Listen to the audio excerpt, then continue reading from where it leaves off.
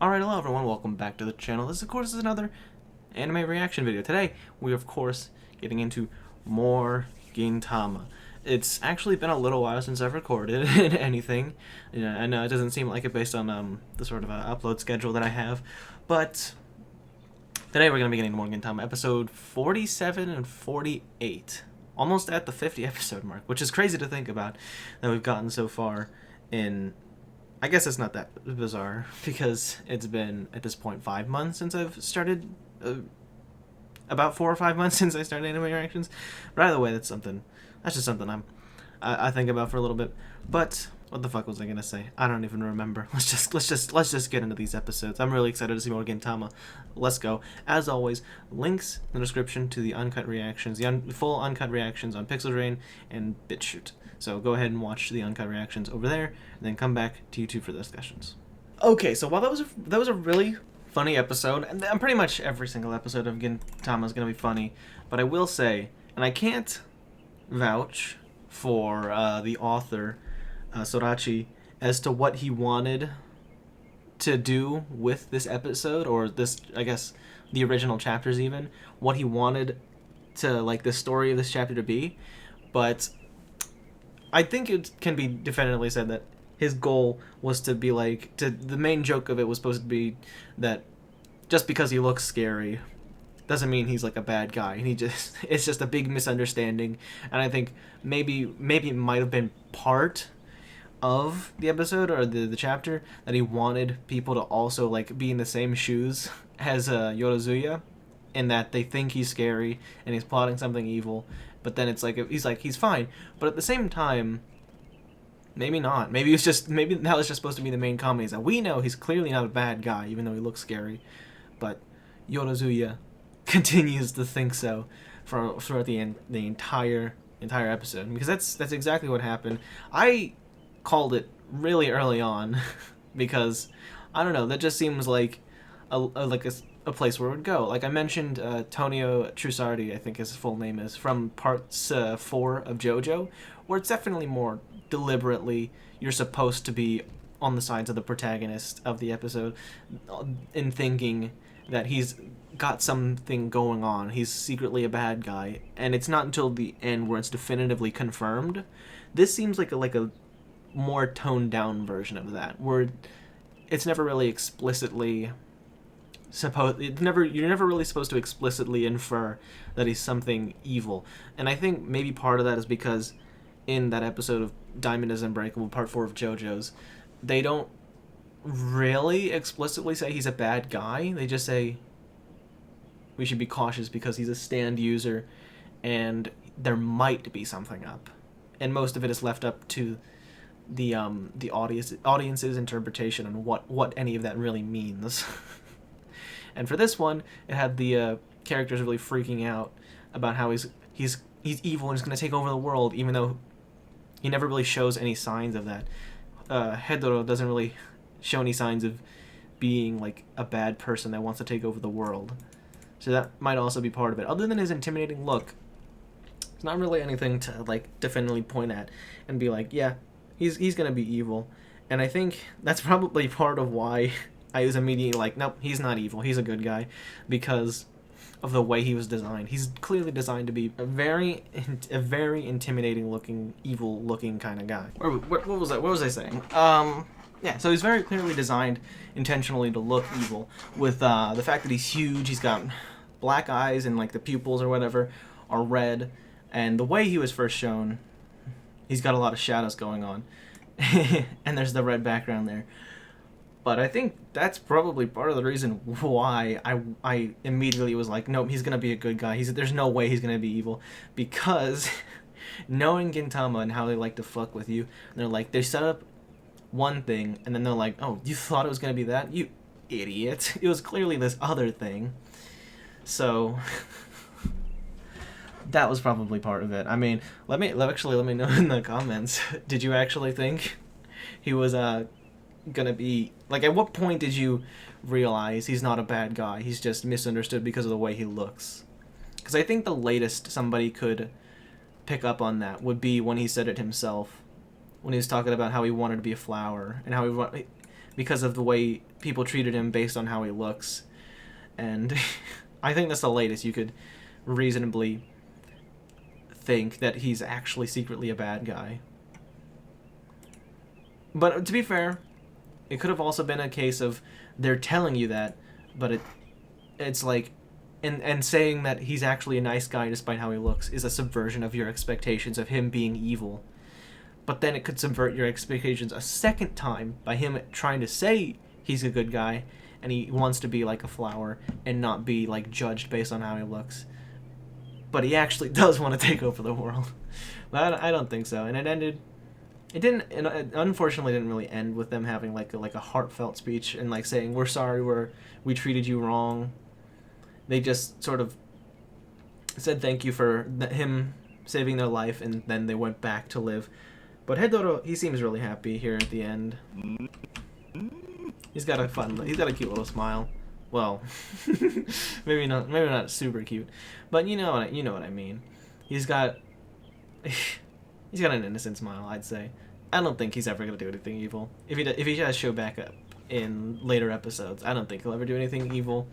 I don't know, because they don't have like a thing where Yorozuya and all the rest of them, they don't really like finish their sort of conflict with him or whatever. There's not really any closure to that sort of storyline. Maybe that might be a joke in the future where they're still afraid of him, even though he does tons of super nice things for them, and he doesn't actually like exhibit evil traits or whatever you would want to call them. Much like how calling Katsura Zura is a running joke in the series. I feel like it may be one of those types of things, whenever the character shows up, they have to do it at least once. But who knows? Who knows? I wonder if they're just gonna like forget about this whole pollen thing by the next episode. Also, I didn't mention in the episode, but topical, am I right? Everyone's getting sick, so it's better to stay inside than go outside, and you have to wear masks. Damn. Anyway. Pretty standard animation-wise. I think there might have been some cuts here and there that I particularly liked the animation. Like, the animation... Hold on, let me see if I can find it again. But there's an animation, I think it's upcoming. Not here. But when Gintoki gets up and goes into attack... Yeah, here we go.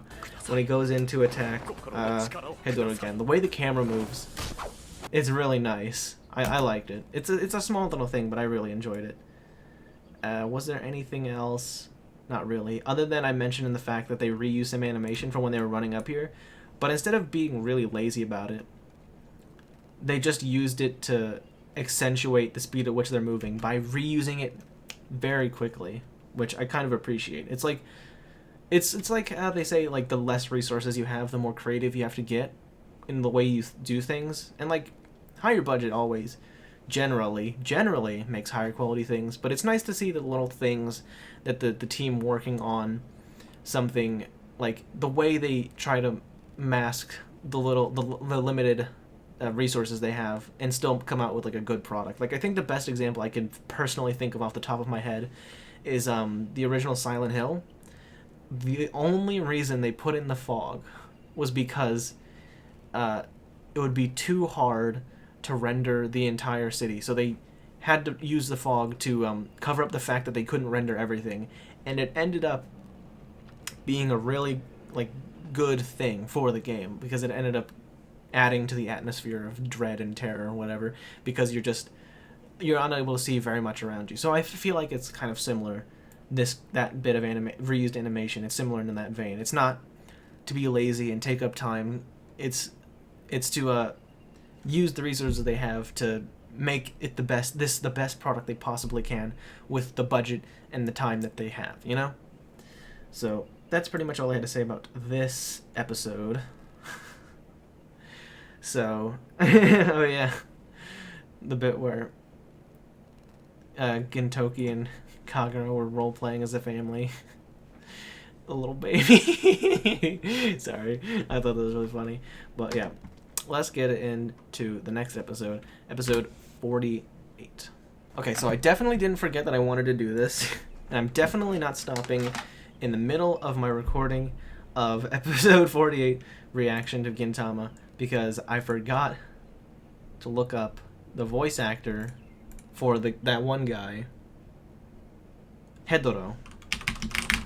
I'm definitely not doing that. This is something I didn't forget. But Genda Tessio. Okay, so that might I don't think that's the same guy. No, it's okay. It's not. It's not. He voiced the captain, the fake captain, on part 3, but he was not Old Man Joseph. That was a different guy. Yeah, Unsho Ishizuka. Rest in peace, him. He was a great voice actor. But no, it wasn't the same one. And I'm definitely not just restarting the reaction to episode 48, because I definitely remembered to do that before starting episode 48, okay? Don't tell anybody otherwise, because that's definitely not true. Okay?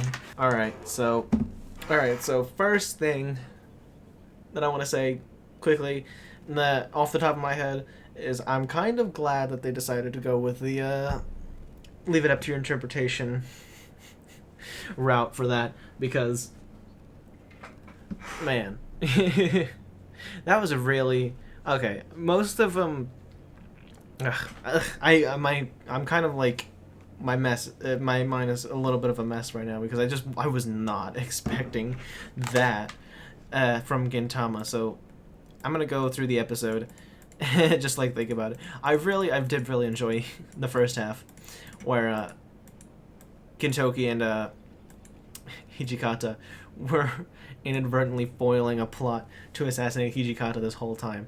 I thought this whole episode was going to be about this group of people attempting to continue their plans, their anti-Monto plans. But lo and behold, it just devolved into Gintoki and Hijikata go on a date or something.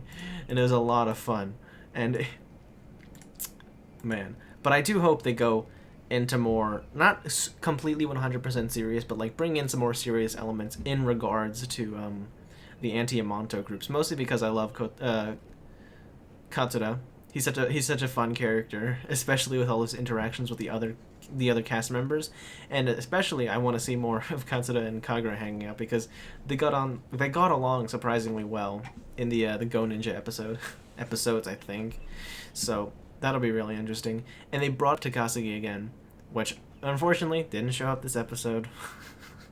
But I do hope he shows up soon because I want to see more of him because we haven't seen like nearly enough of him. But I'm super interested to see more of him as like a character and like what goes on, because I think I mentioned it before, but one of my favorite aspects of Gintama is just seeing all of these characters interact with each other. Those are the funniest things, is interactions between characters we know during like interesting situations. So Takasugi is one I want to see interact with a bunch of characters in the show so far. Like I want to see more interactions between him and Gintoki, obviously, and I want there to be a scene. I don't know if this will happen, but I'm thinking maybe there might be some kind of scene where Takasugi is like breaking Gintoki like mentally or whatever, or emotionally, but then Kagura and Shinpachi come and emotionally support him, and then and I get it, our friendship can be done, has been done a lot,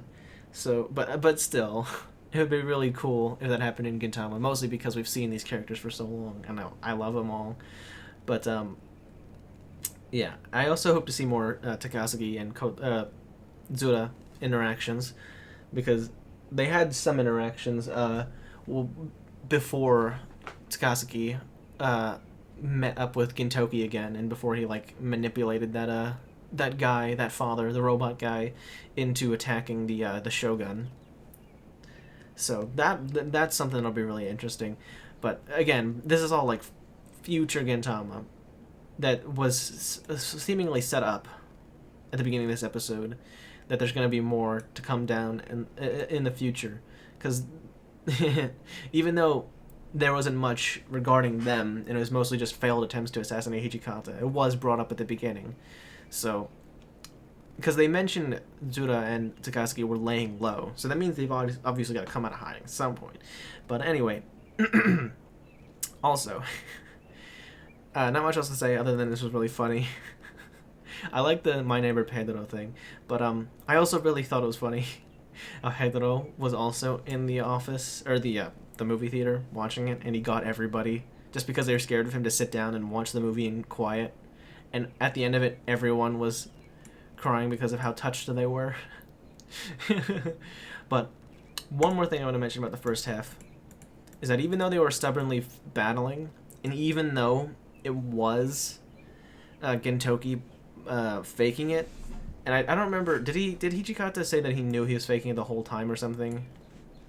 Because that might change something. I told you I know what you're thinking. Okay, so probably he knew from the very beginning he was faking it, but so that kind of eliminates the point I was just about to make. But even still, I think it might have been like even though he knew Gintoki was probably faking, I don't think he wanted to like risk it, like getting this guy killed. And that's kind of probably maybe a little bit indicative that even though they're like rivals or whatever, they still do care about each other like rivals are supposed to. They have like a mutual respect for each other or whatever. And I figured that might be part of it. And then it's also kind of a part of that line in the movie theater or wherever. It's like, or was it in the movie theater? I forget where it was, but it's like, what the hell? Are you trying to become my friend or something? Which was pretty funny. But alright, on to talking about the second half of this episode.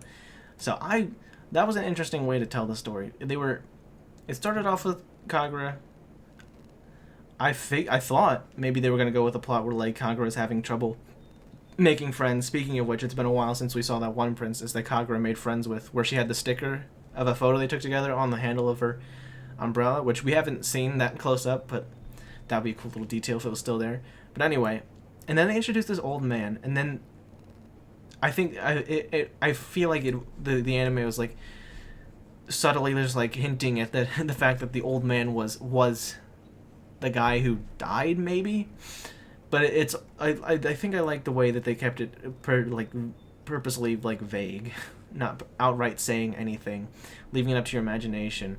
And man, I was not expecting such like a somber, like melancholic, almost like depressing episode, because all this time, like it could either like I think up until the very end, I felt like it either implied that he was faking his death so he can go on and play, or that the scenes with Gintoki, Kagura, and Shinpachi were moments before the old man's death, which I don't know which would be more depressing, but I think that's kind of maybe what it was implying, but it kept intercutting between the Yorozuya people having playing a game of kick the can with the old man, and then this funeral, while it didn't outright like explicitly explain that it was the old man that we're seeing, it sort of implied it. And man, then they were talking about it. and then there was the emotional speech from Hattori, even though he was kind of saying he was good for nothing or whatever. He still had some nice things to say about him. And then there was a line about how it's easy to become adults, but it's hard to keep a joyful, like childlike heart, so you can see things and be happy over whatever. And that was really sweet. And then at the end, I feel like, and the way they kicked the can, it was just so well executed. Like, props to Sorachi for another like amazing like emotional episode. Like, this was only half an episode, but it still got me feeling some kind of way. It made me really not to the point where like tears were welling up, but it really was pulling on the heartstrings. And whether or not it was trying to imply that it was the ghost of her father that were still playing out in the streets one last time before moving on or something, and it was just like such like a good time because he was playing with somebody like Kagura who can physically keep up with him, that he was able to move on or something. I have no idea. And also the fact that they were making a reference to episode 9 of Neon Genesis Evangelion. If you haven't seen it, that's the episode where Asuka and Shinji have to become super like synchronized with each other. They have to be perfectly in sync to be able to pull off their performance and take down the angel that was terrorizing them. And so the fact they use that, even if it is a reference, the fact that they use something like that, I think it's supposed to imply that these two are like on the same page. They're on the same wavelength. They're similar types of people, which I can absolutely see. Which is great. It's perfect, the fact they did that. And man, so I think it was supposed to be his spirit, but yeah, that was a really good episode. Damn, dude. Anyway, that's all I had to say about this episode. Thank you all very much for watching. If you watched to the end, make sure to press the like button if you enjoyed. Press the dislike if you really hated this video, and make sure, if you don't want to miss out on any future uploads, to subscribe and hit that notification bell.